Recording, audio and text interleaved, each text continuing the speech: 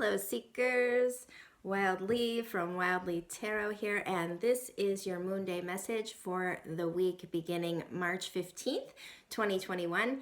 What an exciting week we have this week. We began over the weekend with the dark moon, the new moon, so we've begun a brand new moon cycle. And then in this upcoming weekend, we have the equinox. So we are beginning a new zodiacal wheel. We are stepping into yet again another spiral as we start to think of living more in the spiral as opposed to living linearly according to the year on our calendar. Excuse me if I'm a little like this. Daylight savings time really kind of throws me off a little bit. I think we should get rid of it personally.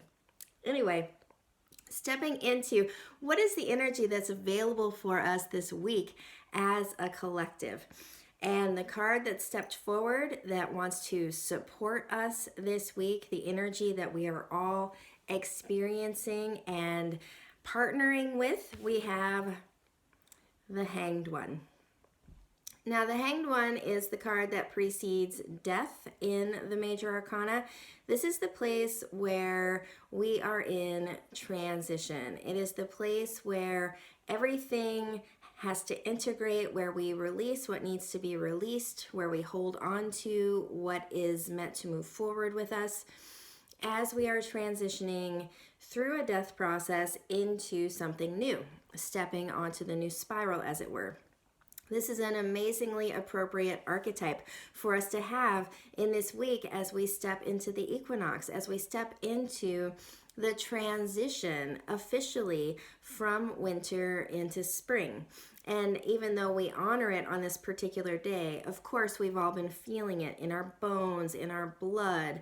We may have been experiencing some dissonance or crunchiness with our people during this time. Spring is so beautiful and it has so many soft, fuzzy archetypes related to it, like bunnies and lambs.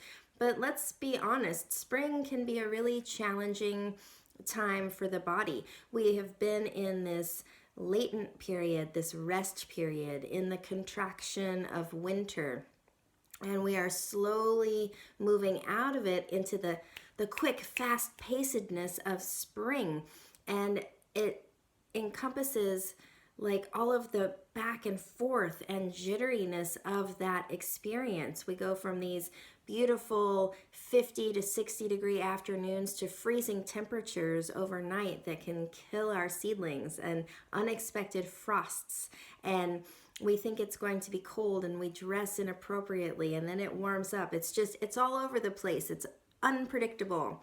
Spring is unpredictable. It's chaotic, and even though it is beautiful and has bunnies and lambs and all the things, it also represents that power and potency of fertility, which is the push-pull. It's sexuality, it's sensuality, it's being in the body. And so to pull the Hanged One as the archetype for this week really makes a lot of sense. We're in this space. It is beautiful, it's awesome, we're excited, and it's uncomfortable. We're also hanging out in it. We're waiting for the transition to happen, to really step fully out of the slumber of winter. So just know that. Just know that, okay, just like a lot of things in life, there is some discomfort here, because we're also marrying this discomfort with the realization and discomfort that we've been in this pandemic for over a year, and things still have not normalized. We're getting closer and closer, but gosh, it's been a long, long ride. And so this isn't like a normal spring where we can just go out and relax and find ways to comfort ourselves. We're still in this cage of the pandemic that we're all trying to successfully navigate in the best ways we know how. So the next card is, how best can we support ourselves through this archetype this week, through this process? And we have the Seven of Wands. So the sevens across the board always mark a transition time. We're moving out of the stability of the 6 and into the integration of the 8. The 7s, again, we're in a space of, okay, finding our feet. And this one in particular, 7 of Wands. Wands speaks to marrying our intellect with our intuition, bringing it down from the monkey mind into the body, and allowing ourselves to find what our truth is. And in this card, as you can see, this being is walking the path head held high and has decided to follow their own light, follow their own path. So what I'm sensing with this as being the card of support, while we are in the archetype of the Hanged One, we have to find our own path and we have to follow it over and over and over again this week. There will be challenges, crunchiness, rough spots. That's okay. That's life. It's not a problem. It's only a problem if we allow those things to take us off of our path and obscure from us what our actual truths are. So in this space, when we get this energetic rush of spring energy, we might have a desire to really make some changes super fast. Make sure we stay on our path while we're making those changes. We don't need to, what's that phrase, throw the baby out with the bathwater. You know, if a relationship needs to shift, change, die, that's okay. Just be really clear about it. Make sure you're on your path. Allow this energy to work for you and not against you. Allow that energy to build within the body and then laser focus it towards what it is you're actually trying to accomplish in your life. And then finally, third card, what obstacles might we find this week? What obstacles should we be aware of as we're navigating this energy of the Hanged One? We received the Great Mystery card, the Blank card.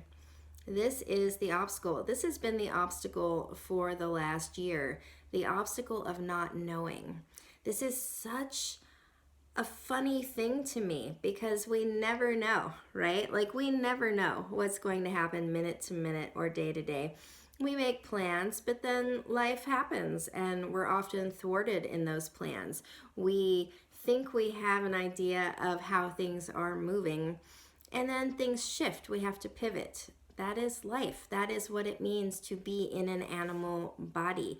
We do not incarnate here with this guarantee that life is going to be safe and easy and comfortable and that we can make our plans and have them fulfilled practically instantaneously.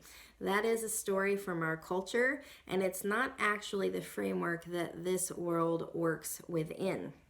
So when the Great Mystery card comes out for me, it's a reminder that this is the beauty of life. It is so epic that we don't know, because then we can be surprised. Then we can be open to new experiences and relationships that our teeny tiny little minds could not possibly have imagined for us.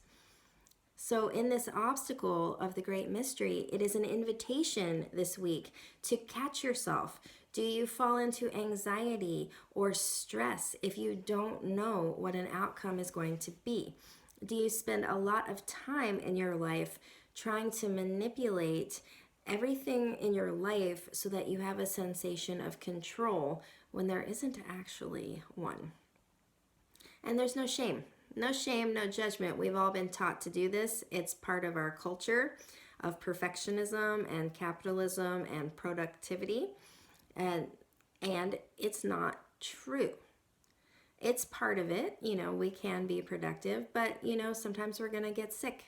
Eventually, we're going to die. We don't have any control over these things, nor should we, because we're not playing God here. We're in animal bodies. We are animals on this planet, and life is chaotic. It's erratic, and it's not a problem. You know, our job in these bodies is not to control and manipulate. Our job is to respond. Our job is to be awake and aware and take in the data, take in the stimulus, and respond in the best way that we know how, in the best way that feels safe and feels as though it will serve not only ourselves, but our people as well as the planet, right? And if we don't embrace great mystery, then we are spending our time sitting in fear. We're spending our time being afraid of what could be instead of being with what is and navigating from that space of calm centeredness.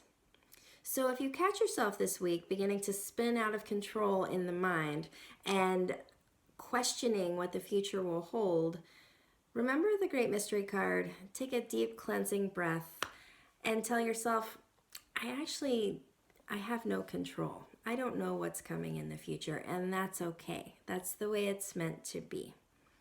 That's the way it's meant to be. And the word that came forward for all of us this week, we've got awakening. That is the energy that's present in the Hanged One here. We are awakening and becoming more aware of other possibilities in our life. This spring may not be like any other spring that you've had in your life journey thus far, and that's okay. It could be even better if you allow it to be. If we take off the veils of our expectations and instead see what really is, we might just find treasures and miracles in those spaces. And then finally, the stone here to support us. We've got the Carnelian Pyramid. These pyramids, they have been coming out all year. This is about boundaries. This is about boundaries, honoring our own sacred point of view.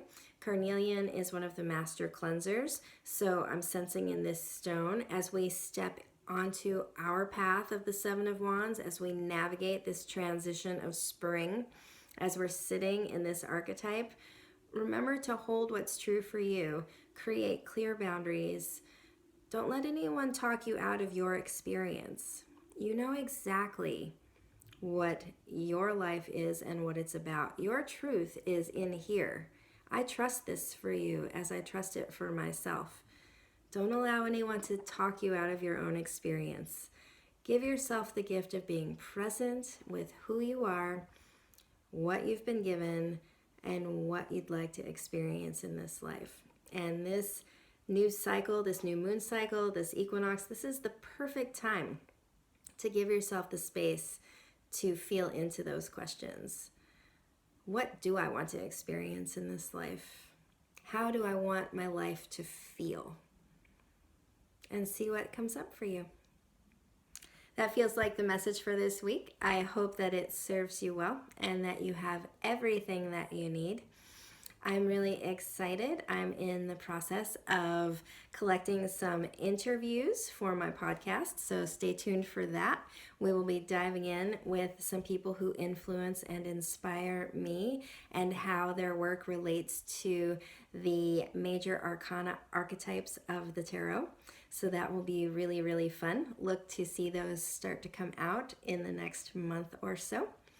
And if you would like to sit with me, my schedule for March is almost full. I have 2 spaces available the last week of March on the 30th and 31st. So if that feels like a yes to you, please schedule them. You can find a link in my bio or the show notes. And other than that, I hope that you are taking good care, and I will see you soon. Bye for now.